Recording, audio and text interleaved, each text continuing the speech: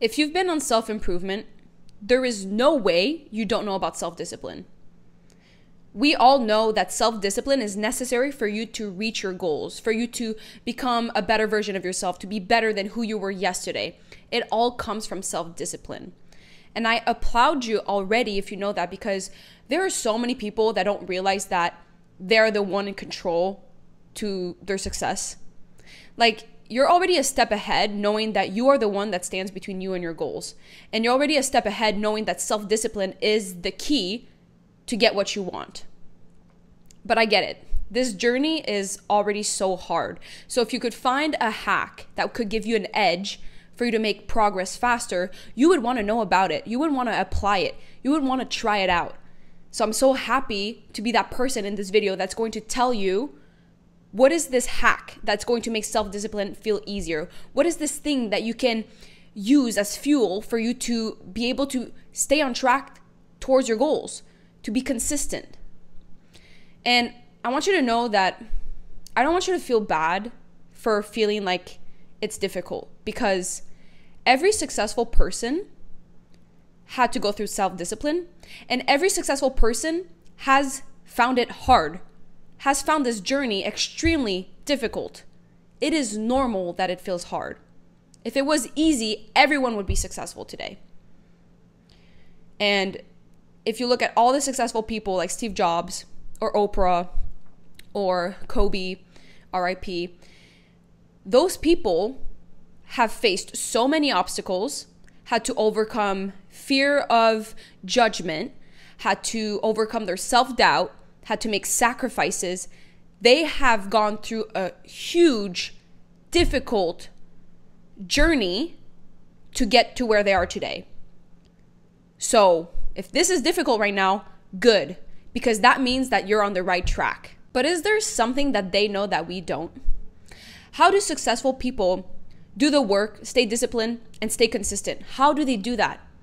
How do people actually build their business? How do people actually stick to their healthy habits? How do people post consistently on social media? Is there something that they know that we don't? Okay, this is a video that is based off of my theory, okay? I think this is what you need to know. I think this is the key to being self-disciplined. I have realized over time, over talking to people, over exploring with myself, that this is the missing part of your self-discipline journey. This is what's going to make it easier. This is a hack that you can do in your life that will give you what you've been missing.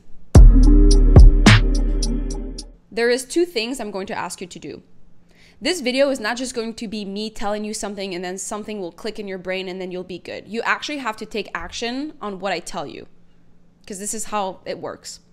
So the first thing I want you to do is to think about, what is your grand gesture? What is something that is so big, a big move that you can do that will completely shift the momentum in your life?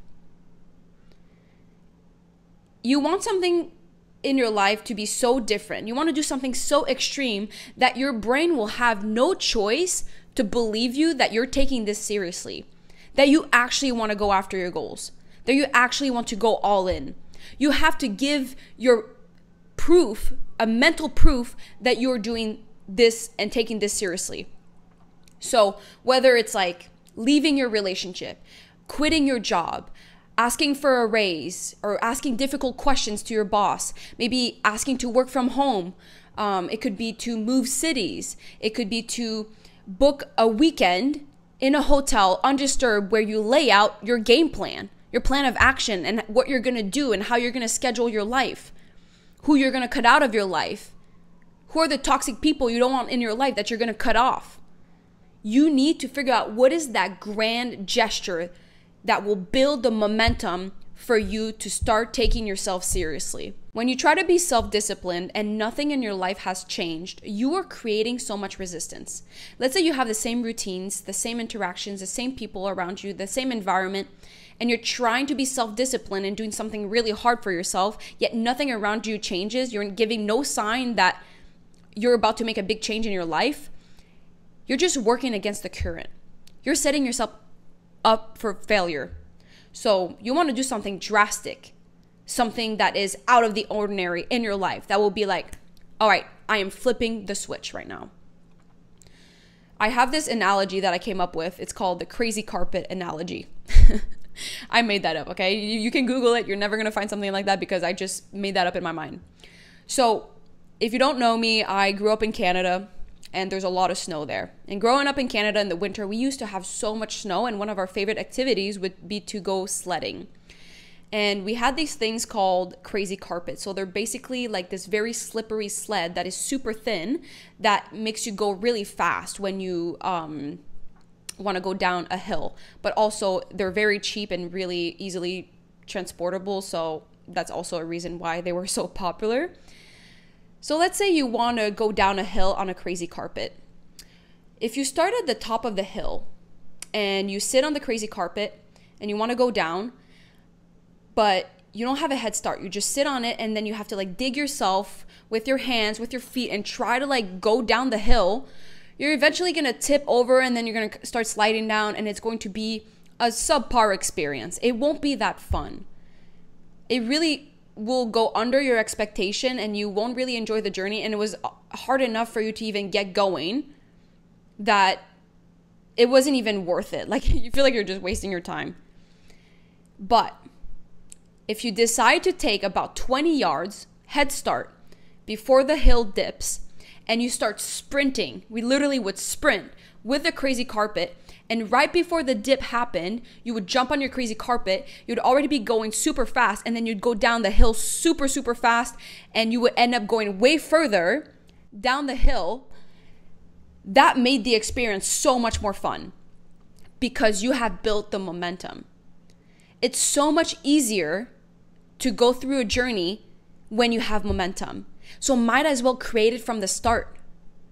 You doing a grand gesture in your life will be like creating momentum right from the start. Because self-discipline, we all know, is easy in the process once you already have momentum. But what if you start with momentum? What if you create this huge momentum in your life, this huge change that will literally propel you forward and will tell you this is the path you should go on, and we're going to support you to get there? Your brain will be on your side because it's going to be like, okay, you're really serious about this. Let me say no to temptations. Let me say no to distractions. Let me say no to these people that are trying to pull you out of your goals because you are serious about this. You've made this change. You've made this commitment. I see it. So I will support you. So then you won't have to listen to your lizard brain that will hold you back. I really like my crazy carpet analogy. I hope it made sense. So now that you are going to do something out of the ordinary, I want you to start thinking about your grand gesture. Like, define what that is to you. And I'm going to give you this example of my best friend in my life and what they did. So my best friend went through a difficult time last year. It was a wild, wild year. They became an alcoholic, an addict. They were addicted to alcohol, nicotine, Adderall, and basically addicted to self-sabotaging themselves.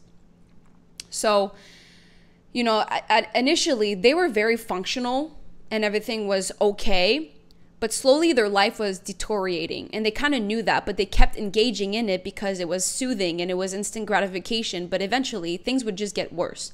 They lost their job, then they couldn't find a new job because they kept having like self-doubt, or they felt paralyzed in their life. They lost their confidence. They started having like a terrible relationship with their partner. They became disconnected from their family. And then eventually, like, their addiction was ruling their life. So one day, my best friend decided to admit themselves to rehab. They knew that to get a different result in their life, to actually take themselves seriously, to actually really make a change, they had to do an extreme decision, because they had tried to quit alcohol on their own without changing anything else in their environment and just like say no. And that was the hardest thing. It was literally impossible because you are so familiar with your routine and the people you are, and it's so easy to just give in the temptations. So they knew that if they wanted to actually be successful in life, they had to do something really different about their current situation, and they admitted themselves to rehab. I'm so proud of them. I get chills thinking about it because I'm so proud of them. One of the things that really helped was telling their closest people about their plan. So whatever change you want to do in your life, try to tell your closest people that you want around you about it. So, for example, you do want to quit drinking. Tell your closest friends, your family, your partner, everyone that can hold you accountable, everyone that you would want to hang out with when you're sober. Because, you know, there are some people that are going to judge you. If you stop drinking and you say, hey, I'm going to stop drinking, blah, blah, blah, there are some people, oh, come on, life is not worth it without it, or you're so boring, or it's not that big of a problem, or who do you think you are? Like, you think you're a big dog now? Like, you're going to have so many judgments from people, but those people you don't give a shit about. They're not the people you actually care about. The people that love you and care about you and support you will support your decision. They will know that that's what's best for you. So let them know about your plans, because when it's going to be time for, you know, partying and stuff, you won't secretly drink because they know that you don't want to do that, and they will hold you accountable if there are the right people around you, you know? And oftentimes you'll realize, like, a lot of people are so afraid to lose friends, but you'll realize that you're only friends with them because you're friends with the same addiction.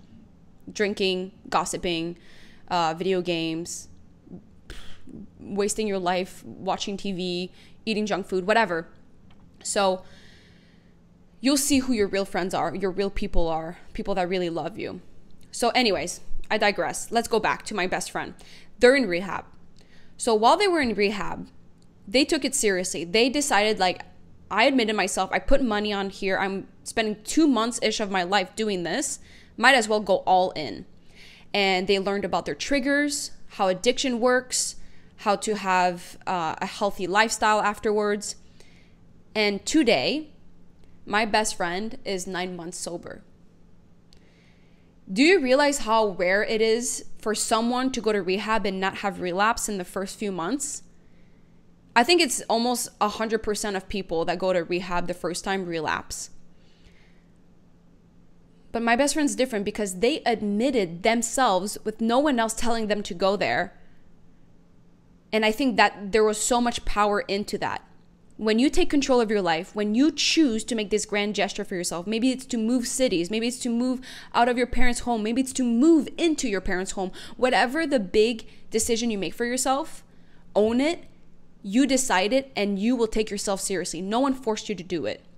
My best friend today is the healthiest, most productive, most confident person I've ever seen them be. It's so beautiful to see. And it all became from that one moment where they decided to do a change for themselves. And you and I are not that different than people with a drug or alcohol addiction. We all have our addictions to social media, to junk food, to sleeping. Whatever it is, we all have addiction to some extent.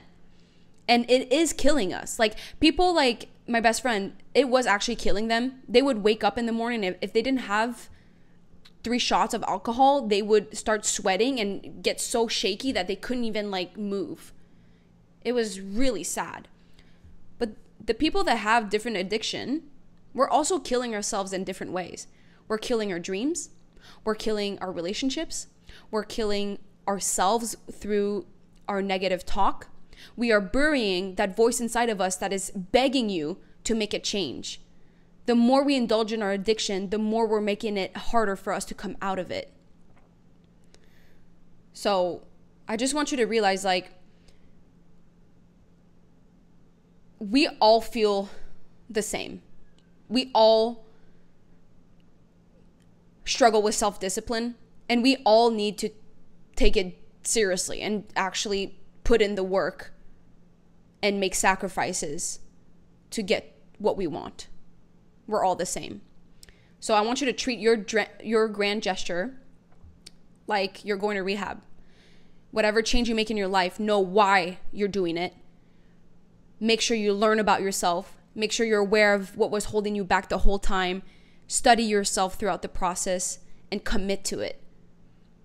So this was the first part of what you have to do. And I committed to the grand gesture myself. I did it this year. I made a huge change in my life.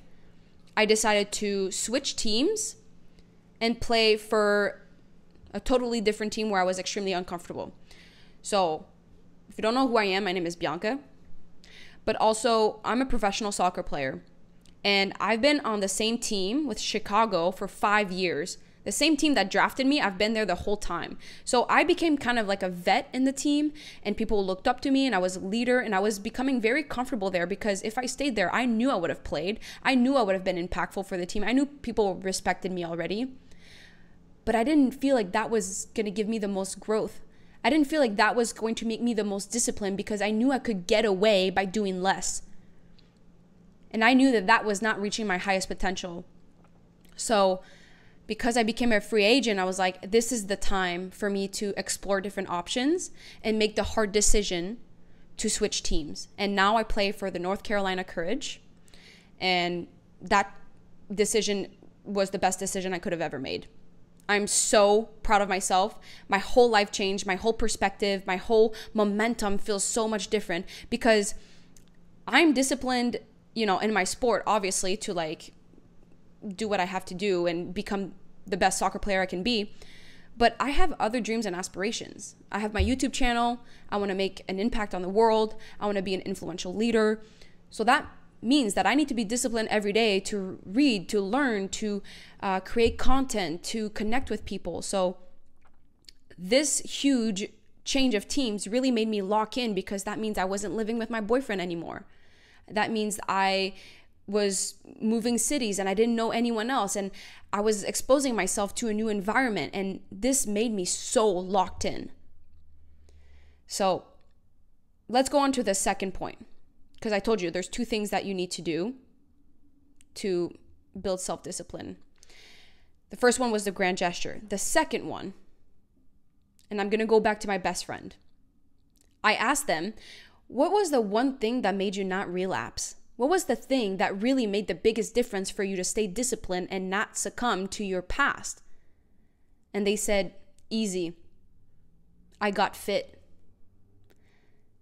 They just put in the work in the gym, eat clean, get in the best shape possible. And they said, when you can become physically fit, you can do anything. And I was like, obviously, it makes so much sense because that's the exact same thing I did for my life and realized that I became more disciplined because of that. So let me put you into perspective. When I'm in off season, there is no one telling me what to do. As a pro athlete in my league, when you're in off season, you are free to do whatever you want. So you have about 3 months out of your whole year where you get paid and no one is telling you what to do. It's up to you. So it could be great, like, yay, that's so fun, you can do whatever. But then when you have so many free time and choices, you have to be self-disciplined if you want to like not really digress and become like worse than you were. If you want to keep getting better, you have to be self-disciplined. So I challenged myself. When I moved to North Carolina, I was like, okay, how can I be disciplined in my life? Because there are a lot of other things. When I'm not in season, I like to work on my YouTube channel. I like to work on self-development more. It becomes more of a priority than my soccer life. So I was like, how can I be disciplined doing that? So what I did is I woke up every single day at 5:45 to work out from 6 a.m. to 8 a.m. I made sure that I went to the gym. I did the hardest thing, the first thing out of my day. And the reason why I say that is because I had the whole day where I could have worked out. No one told me what to do. No one told me you have to report at this time and work out and do this thing. Yet I still chose to work out at 6 a.m. because I knew and I felt that once I did it, the rest of the day I was set. I was disciplined. I knew I could do anything. I did the hardest thing. It was so hard to wake up early and get after my work. But then in the past, when I did do my workouts in the afternoon, it wasn't easier because it was the afternoon. And all morning I had anxiety knowing that I still had to work out. But when you wake up in the morning and you do the work and it feels shitty, but it would have just felt just as shittier in the afternoon, at least you're getting done with it early in the morning and you're set for the day. You build that momentum for the day. So I assume you're here and you're not a professional athlete. So you still have to work out. And if anything, I think that you should do your workout first thing in the morning. If you learn to get fit and healthy and eat clean and sleep well and optimize your whole physical body, you can do anything. Don't overthink it. Just do it. Every time I say that, I sound like a Nike commercial, but I really do resonate with the just do it. Because when I would wake up super early in the morning and I didn't want to do the workout at all, instead of thinking about how I didn't want to do the workout, I just thought about what's the next thing I can do. I'm going to put on my clothes. I'm going to brush my teeth. I'm going to grab my stuff. I'm going to go to the gym. I'm going to start my mobility. I'm going to start my stretches. I'm going to start my pre-activation. I'm going to start warming up. I'm going to start doing my fitness. Everything was just one step at a time. I just focused on the task at hand. I didn't start thinking about how shitty I would feel when I would work out, because that just made the whole experience worse. I was just so grounded in the moment and took one step at a time. I mean, if you could only get yourself to take yourself seriously, go all in, and make sure you get fit, I promise you, you can do anything. This is the easiest time in my life I've ever felt so comfortable being self-disciplined, because I own the day. I own my morning. I've made a big change for myself. I own the morning, and then the rest of the day is set and I just go off that momentum. Self-discipline is so easy when you have momentum. So create it from the start, and then every day wake up and make sure you own the morning. Eat that frog. This is a concept I learned in business, is like, you want to do the hardest task first thing in the morning. Because after that, everything comes easy. And it is the easiest task that is left. And for me, workout was the hardest task of the day. Now, I'm in preseason, and obviously I don't need to work out in the morning anymore, because now I have to report to my sessions and someone's telling me what to do, and it's a little bit easier to work out.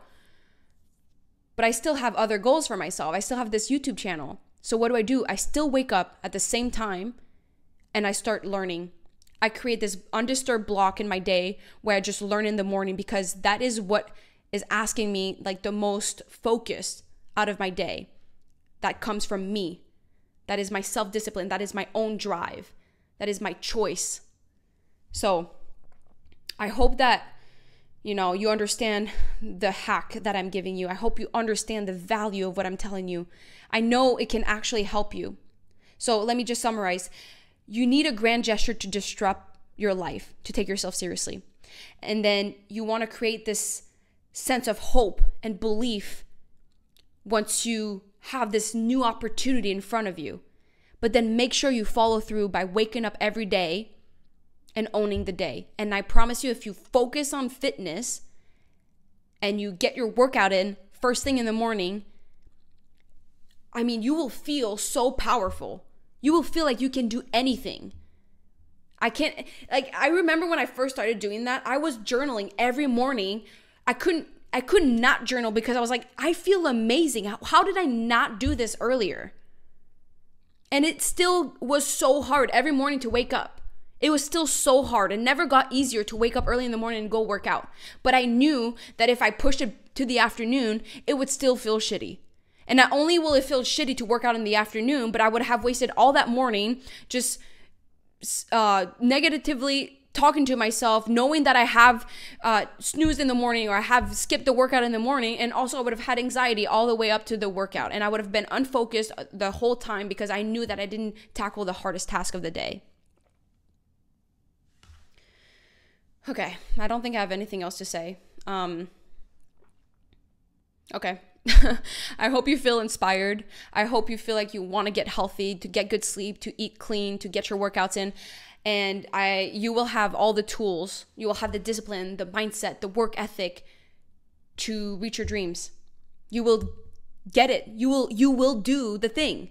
And fitness is literally the gateway drug to a better mindset, and your mindset will dictate your success. So you got this, okay?